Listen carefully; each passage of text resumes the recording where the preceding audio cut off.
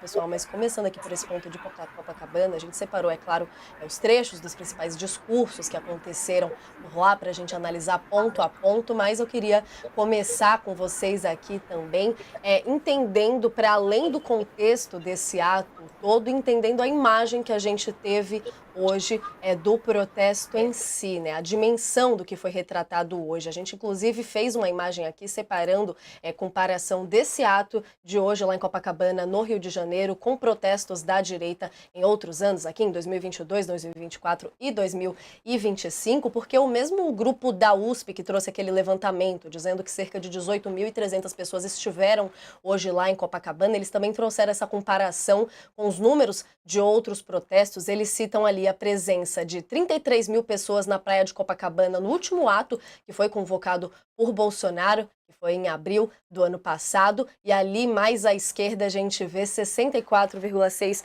mil pessoas no ato de 7 de setembro de 2022, que foi tão emblemático. A gente tem uma série de pontos aqui para comentar, mas queria começar com vocês entendendo esse registro que foi hoje e essa queda exponencial ali, de certa forma, entre os apoiadores, né, Lê? Queria começar com você aqui para a gente entender como que ficou aquela tal fotografia que a gente até falava aqui ontem de qual que era a expectativa do ex-presidente Jair Bolsonaro para as imagens a serem produzidas hoje. Como que ficou o apoio do presidente nesse ato em Copacabana?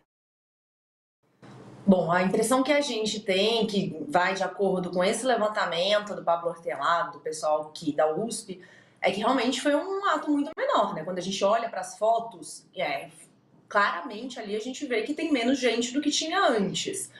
O pessoal de Jair Bolsonaro, os aliados dele, falam que não, que tinha muita gente. Estava conversando agora com o Silas Malafaia, com o pastor Silas Malafaia, que é organizador do evento, que é braço direito de Jair. Ele fala que a USP é esquerdopata, que tinha muita gente, que a PM calculou 400 mil pessoas. A gente vê que isso, que não tem dúvidas de que hoje teve muito menos gente do que já teve em outros anos.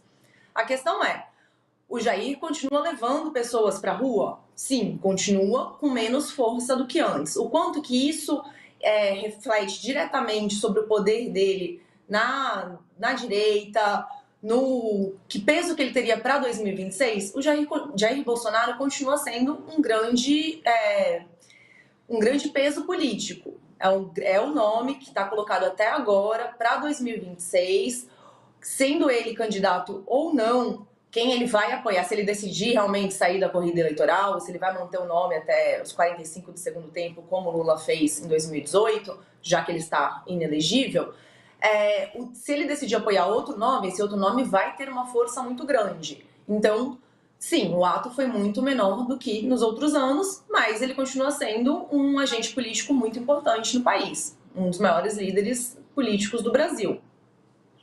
Uma reunião ali são as imagens que a gente vem trazendo, e esse ponto justamente dos números, né, Andresa, sempre são alvo ali da disputa, do que eles muito chamam de narrativa. Qual que é a sua análise do registro que a gente teve hoje? As imagens, né, são até impactantes, assim, essas imagens aéreas, né, mostram bastante gente reunida ali. Coloca 18 mil pessoas numa fila, é bastante gente, né? Claro que, como a Letícia pontuou, e você também, tem menos gente do que as manifestações passadas, mas a gente teve um monte de fator aí nesse meio do caminho, né? Como o que a gente estava comentando aqui ontem, a prisão, né, de quem participou ali dos atos ali do 8 de janeiro, né? Essa tentativa de golpe, ou golpe na avaliação de algumas pessoas. Então, isso também assusta, né? As pessoas irem para as ruas nessas manifestações. Mas muita gente aí de verde e amarelo, que são as cores, né, que o Bolsonaro pregou que as pessoas usassem durante todo o seu mandato. Mas agora, o que vai ficar é essa disputa de narrativa. O Bolsonaro conseguiu ocupar todas as manchetes do noticiário deste domingo. Então, é isso que ele queria, assim. Claro que você ter uma imagem, né, de uma praia repleta de pessoas é importante, até para que essas imagens sejam divulgadas e espalhadas por aí.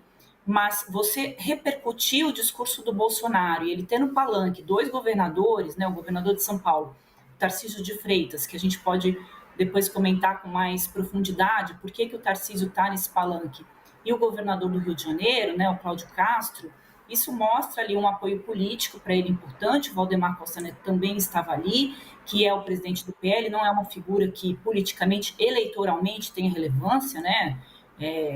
Não é alguém assim eleitoralmente que tenha capilaridade política, mas politicamente ele é importante, porque ele comanda o maior partido de oposição e o maior partido de oposição ali também dentro do Congresso.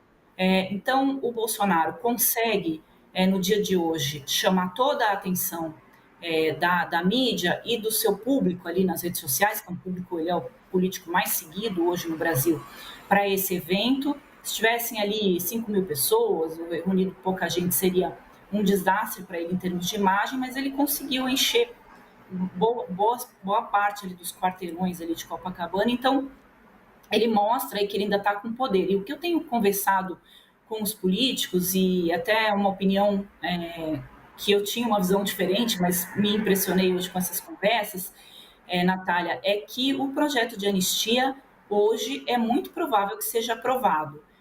Uma leitura política mais distanciada, até minha, era de que seria mais difícil, porque o Bolsonaro está em vias aí de se tornar réu. Mas vai ter uma resposta do Congresso, segundo partidos ali do Centrão, para esta forma como o Supremo tem lidado com essa questão de julgar o caso na primeira instância. Está se colocando muito as histórias de pessoas que estão presas. Então, tem todo um movimento ali no Congresso, e o próprio Bolsonaro disse hoje que o Gilberto Kassab, que é o presidente do PSD, que tem a maioria dos prefeitos aí do país hoje, é um político bastante forte, vai apoiar o projeto de anistia. Então, você tem ali o PP, que apoia, o PL, que apoia, alguns partidos do Centrão. Então, a gente tem que ficar bastante de olho por conta de que esse assunto, que me parecia um pouco prejudicado por conta da agenda do Supremo, voltou com um pouco de força. E depois a gente pode falar um pouquinho mais também disso, explicar quais são os projetos, viu, Natália, que estão lá no Congresso, e como é que eles vão fazer para aprovar isso. Com certeza, porque é isso, né? A pauta principal ali é a discussão da anistia, mas ela está envolta nesse contexto todo do Bolsonaro querer mostrar essa força, né, Andresa e Letícia, para a gente